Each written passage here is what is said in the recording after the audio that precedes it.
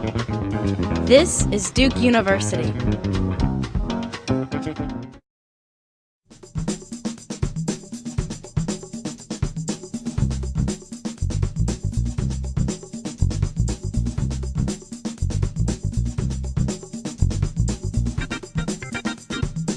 The work we're doing is really studying what we call incidental brand exposure, and what that means is basically very short exposures to brand logos.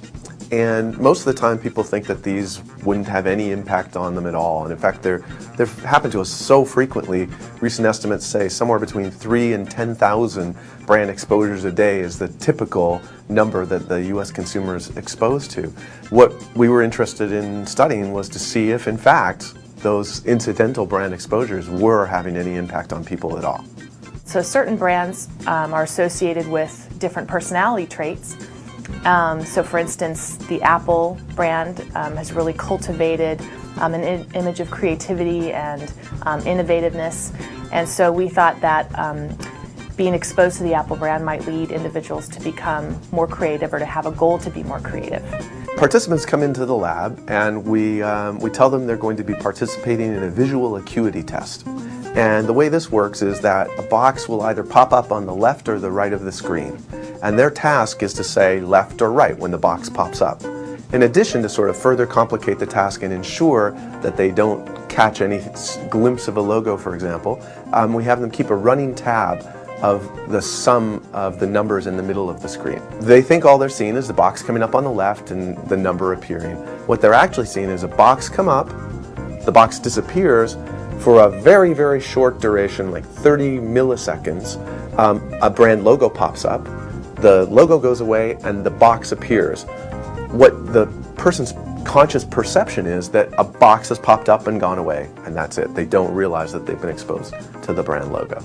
What we found is that people who were subliminally primed with the Apple logo actually had a goal to be creative, activated by this exposure, and they were more creative on a later task. So we asked them to come up with uses for a brick, come up with as many different unusual uses for a brick that they could think of.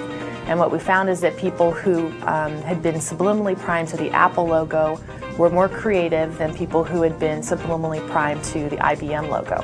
Most television advertisements don't have much impact on people. And that's because as you're sitting watching the television ad, your defensive screens come up. We know they're trying to persuade us when they show us an ad. So our defensive screens come up and we filter that ad through these defensive mechanisms. These short brand exposures, though, people aren't even consciously aware they're occurring. So the defense mechanisms don't come up. And so if you're a brand manager, you might think about perhaps instead of spending so many resources on traditional television advertisement, maybe switch more of those resources over to encouraging very brief exposures, perhaps as product placements, not the cheesy product placement where you hold it up like this, but one where it's just seen in passing. Perhaps web placements or weaving brands into the natural lives of characters in video games or television shows might be a more effective and efficient way to allocate my marketing resources.